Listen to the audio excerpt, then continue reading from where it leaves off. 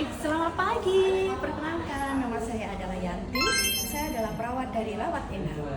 Kali ini kita akan bahas terkait materi initial assessment, di mana tujuannya adalah untuk menilai hal-hal yang mengancam jiwa dan penanganannya secara cepat dan tepat. Adapun pengkajian yang dilakukan yang difokuskan adalah tentang airway, breathing, circular, disability, excuse, Foley catheter, gastric tube, dan heart monitor. Amankan diri dengan menggunakan handscoon, masker, dan scorer. Kemudian amankan pasien dengan stabilisasi kolor cervical. Kemudian fiksasi kepala dengan saat memindahkan pasien, masukkan tangan sampai siku ke dalam punggung pasien kanan dan kiri. Kemudian call for help.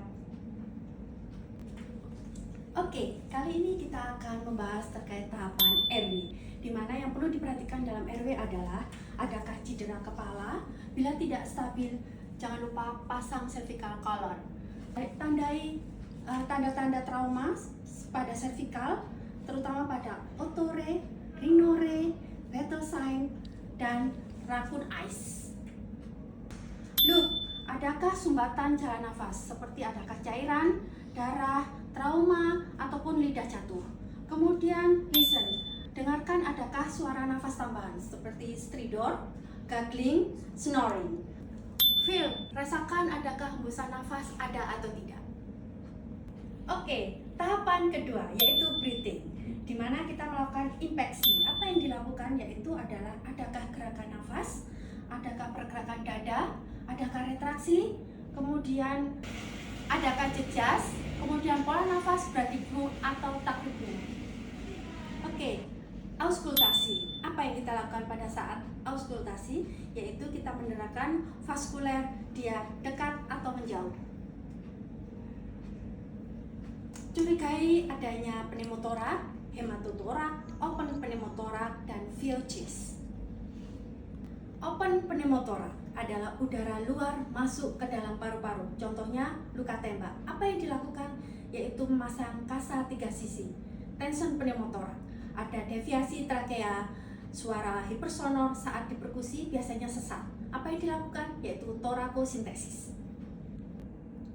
Hematotorak.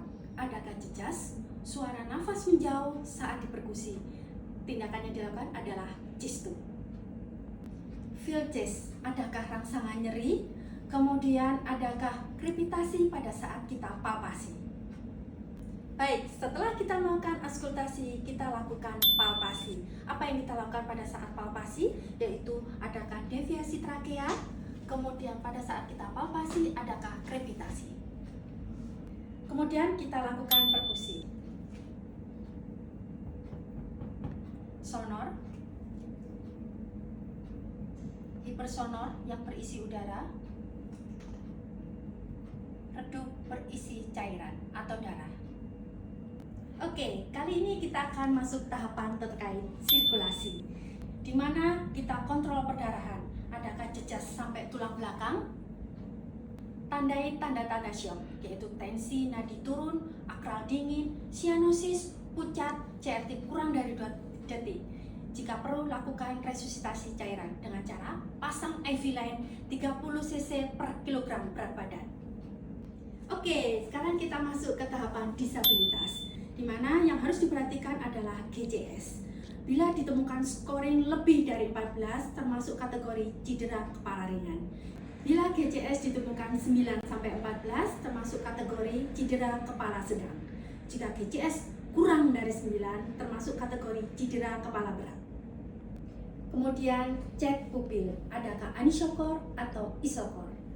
Kemudian cek kekuatan dan tonus otot dengan cara mengangkat tangan pasien. Jika pasien tidak sadar, lakukan TTM, target temperatur management, yaitu di mana suhu dipertahankan antara 32 derajat sampai 36 derajat. Oke, sekarang kita masuk ke tahapan expose. Apa sih yang kita lakukan di tahapan ini?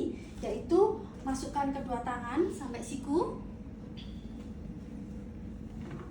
Kemudian miringkan pasien ke daerah yang sehat.